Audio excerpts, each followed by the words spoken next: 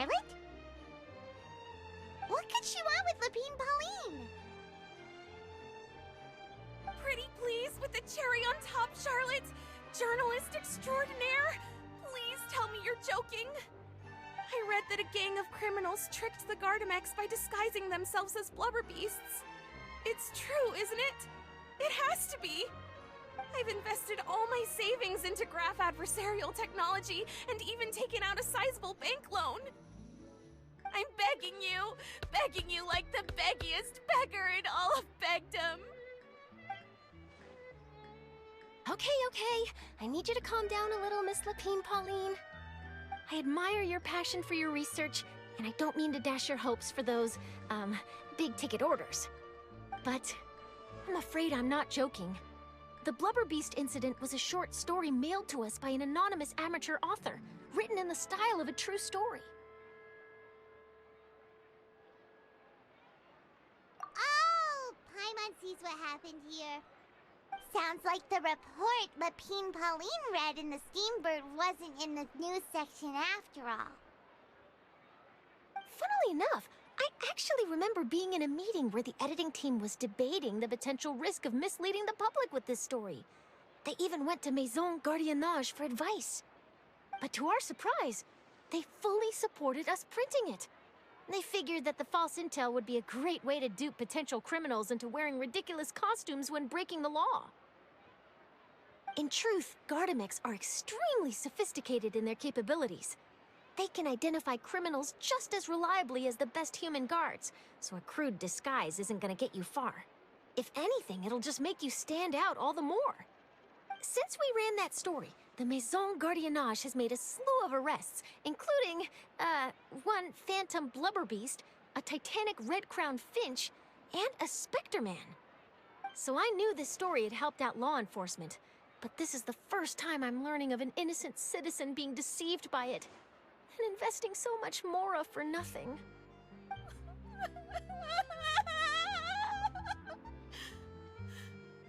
Uh-oh. So Lapine Pauline's whole research project is based on a fictional story? Which means we're not gonna get a big bonus after all. But more importantly, she's gonna lose everything she's invested.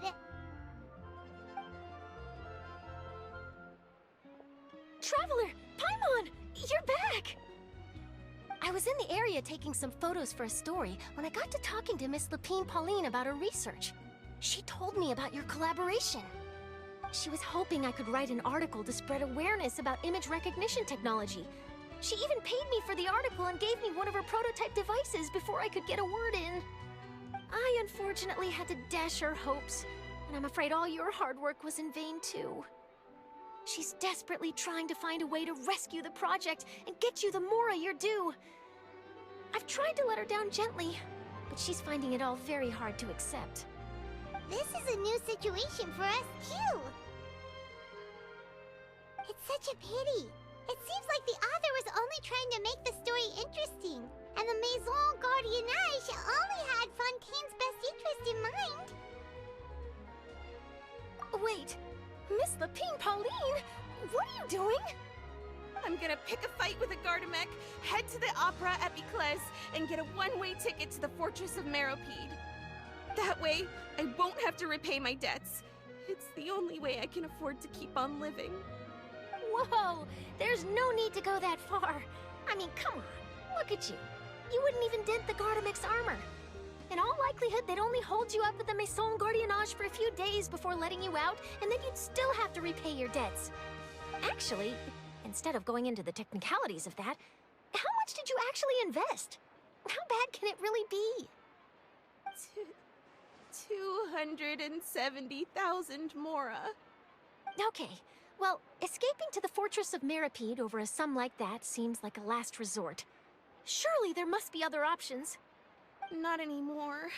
I used to be an equipment supplier to the Fontaine Research Institute before that blew to pieces, and now I'm just a small-time engineer. I scraped together some savings over the past few years, but I put every last mora into this project, and now I'm left with nothing. It's not just my savings that are gone. It's my whole future as a graph adversarial technology specialist and my dreams of becoming a billionaire one day.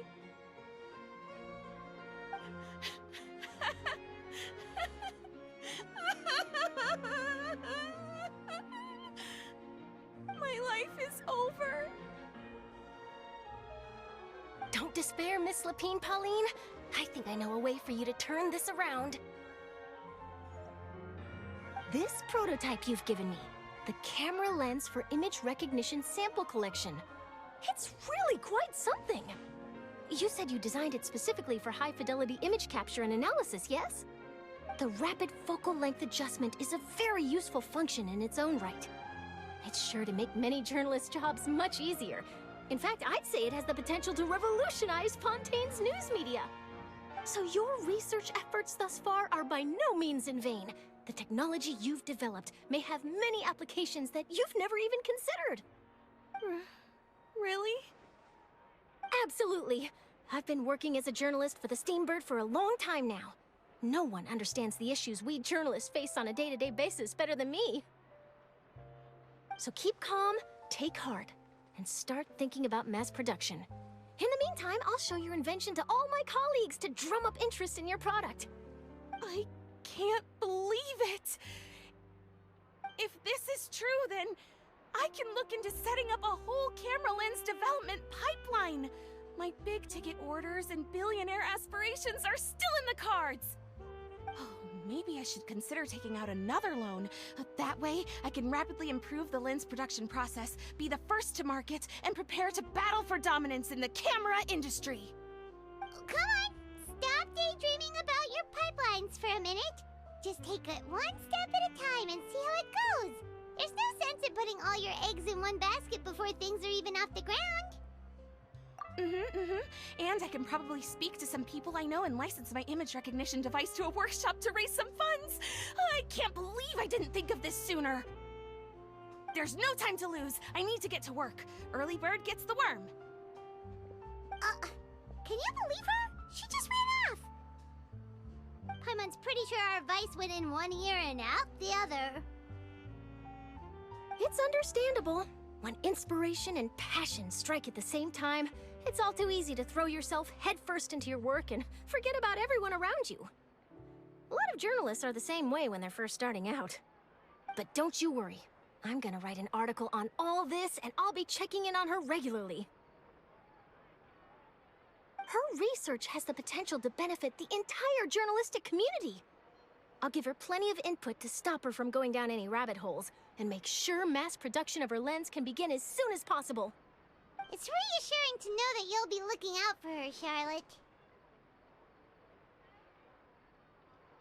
Actually, you know what? Why don't you two take this prototype lens? I'm sure you'll have plenty of chances to use it on your travels. It takes the right person to get the most out of a new technology. In your hands, it's sure to capture some amazing sights. Thanks a lot, Charlotte. No bonus, no biggie. This makes everything worth it. You're welcome. I got something out of this too.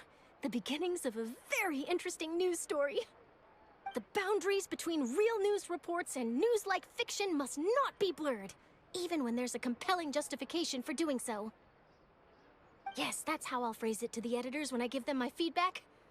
Let's hope we don't mislead any more well-meaning citizens in the future.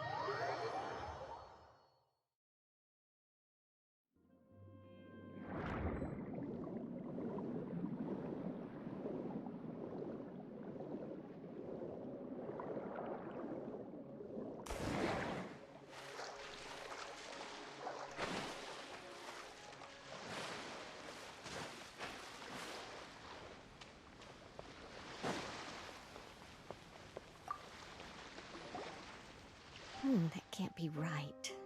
Oh, but what if they're real after all? No, that can't be. But what if there's a chance? Greetings, miss. Is there something that's bothering you? Oh, no, it's nothing.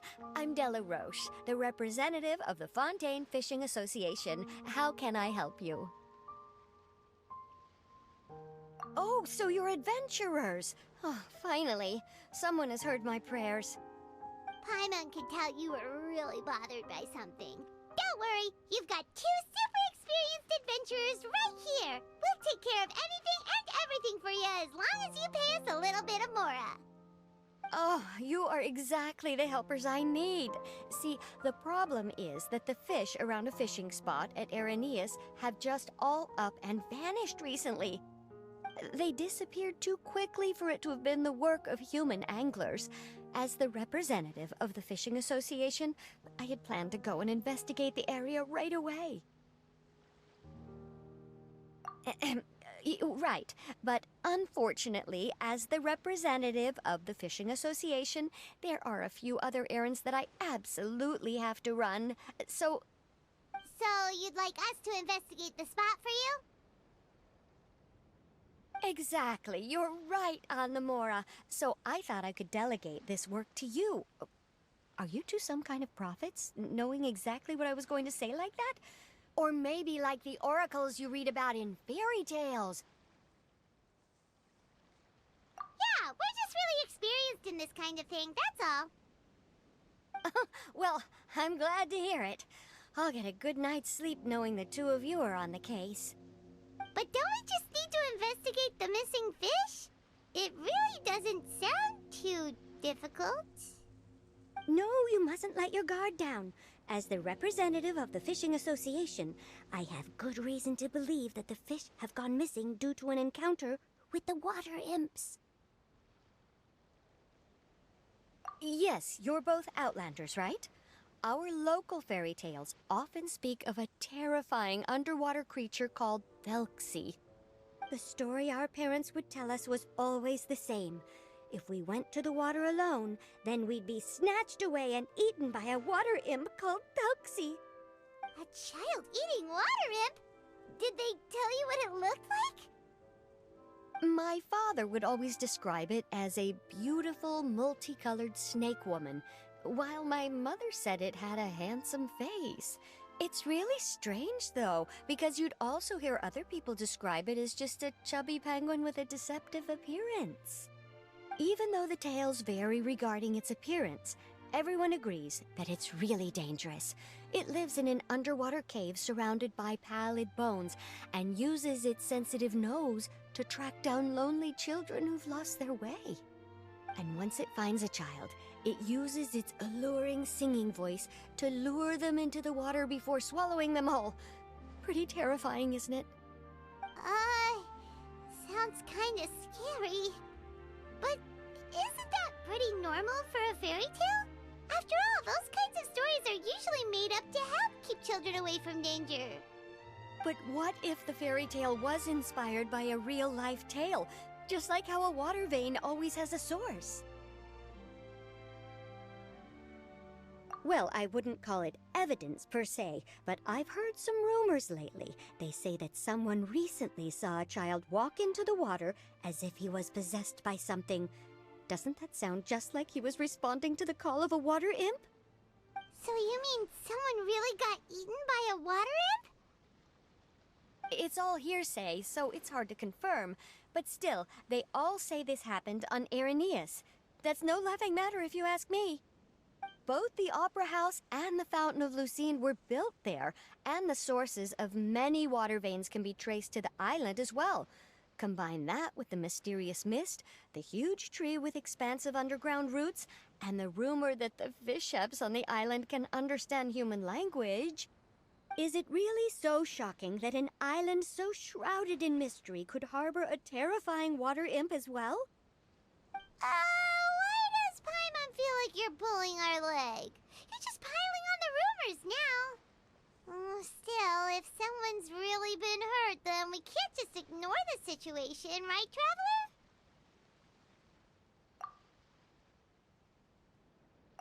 Marvelous. Then I'll just mark the stretch of water on your map. Don't forget that no matter what, safety always comes first.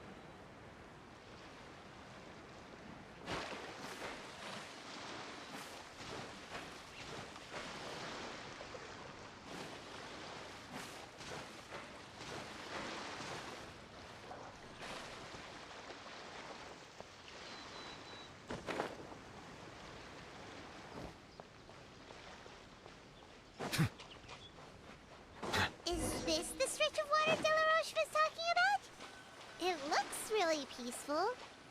Huh? Look, there are some footprints over there.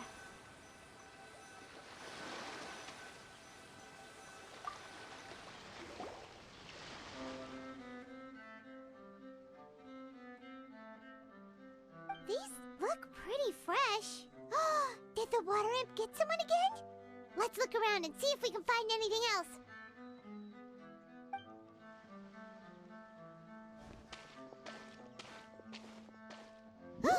Wait! Did you hear something just now?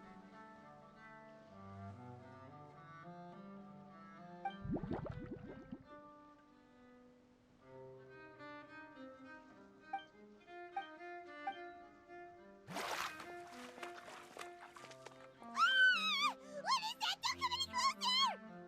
Paimon? Traveler?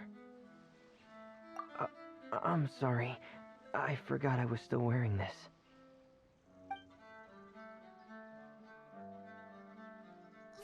Fremine! Paimon, are you okay? Paimon nearly mistook you for a water imp. Thank goodness it was just you wearing your helmet. Huh? A water imp? Thelxie, you say? How surprising. Huh? You know that name too? Or do you know someone else is trying to investigate the water imp? No, I think our situations are probably unrelated. Sure, if that's in order. I know the name because of one of my employers. She noticed the clockwork penguins I brought to the workshop and contacted me through the shop's owner. She has commissioned me to make a special toy. Following her request, I've named the toy Thelxie. Huh? But isn't it a little creepy to name a toy after a water imp? Wait, hold on! Fremine, you never take commissions from other people! Yeah, but, she made a special request, but out of respect for her privacy, I can't really talk about it. It's alright though.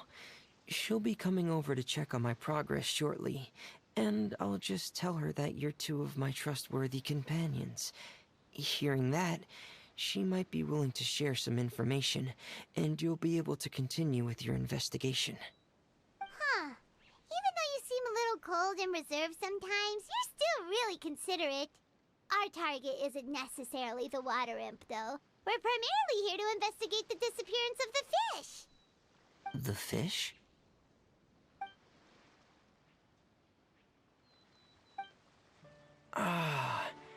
I think I may have connected the dots. These past few weeks, I've been taking Thelxie for underwater testing every day. The pressure testing makes a lot of noise. So, all that about the disappearing fish? Well, it was probably because of me. So that's all it was? That actually makes a lot of sense. Wait, so could that mean the child we heard about who walked into the water was also... Yes, I think that's quite likely as well. Whew. So in the end, it was just Fremine. Paimon spent all this time imagining what a water imp from the fairy tales might look like, and it all turns out to be just a hoax. I'm sorry. It sounds like I've created a lot of trouble for everyone else as well. I'll try to finish this commission as soon as possible. Once I'm done, the fish should come back.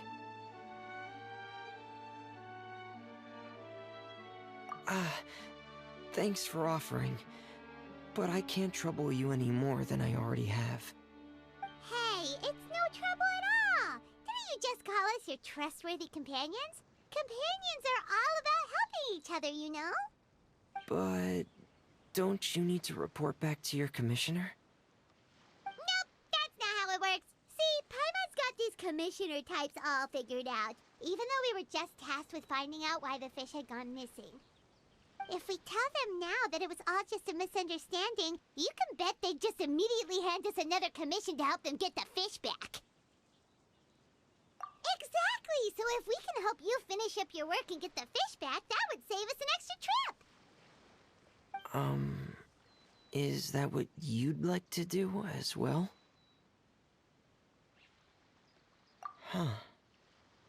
Alright, I'll trust your judgment. Please follow me. I've made a makeshift camp over there.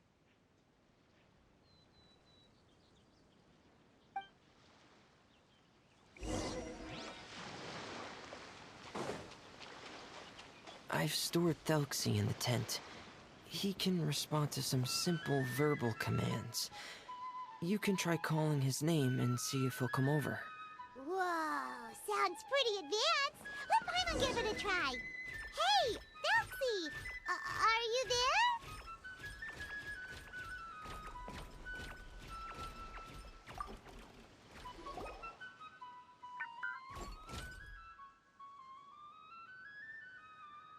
So that's Fermine's version of Thelxie. It's also penguin-shaped, just like Pear. Yep. Had Thelxie lived in Penguin Town, he'd probably have become great friends with Pear. It's not really anywhere famous or important. Don't worry about it. Hey, Thelxie! Nice to meet you! Do you know how to say hello?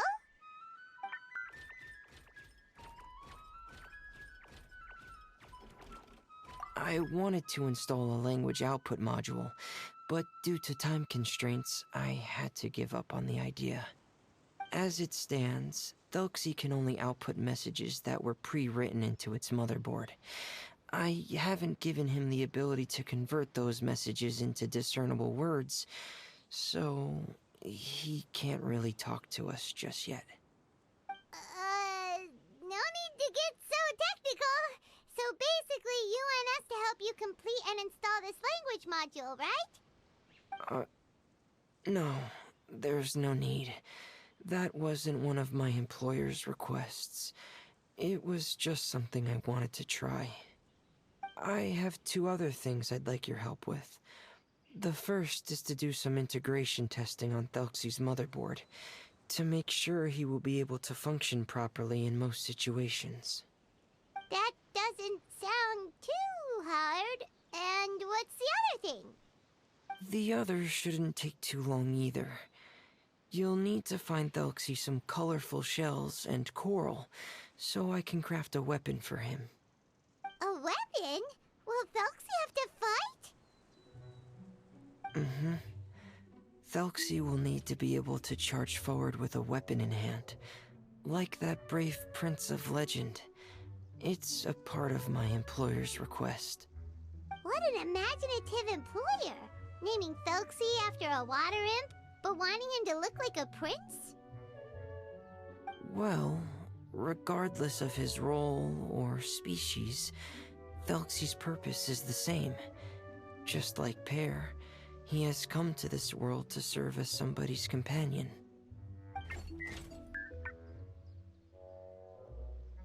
Whoa, Thelxie just said something again! Could he understand what we were just talking about? He can react to certain key words, but unfortunately, due to the lack of a translation module, he still can't quite communicate with us. That's a pity. But anyway, the most important thing right now is for us to get to work. Maybe let's start by doing some testing on the motherboard. That sounds like something we can do here in the camp. Sounds good. The motherboard is on my workbench, so please follow me.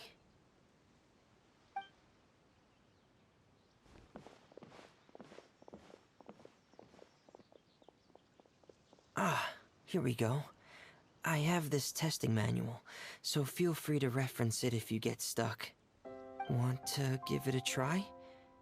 It's okay if you don't succeed immediately. I've got a lot of backup boards just in case. Okay, knowing you, I'm sure you'll be able to figure it out.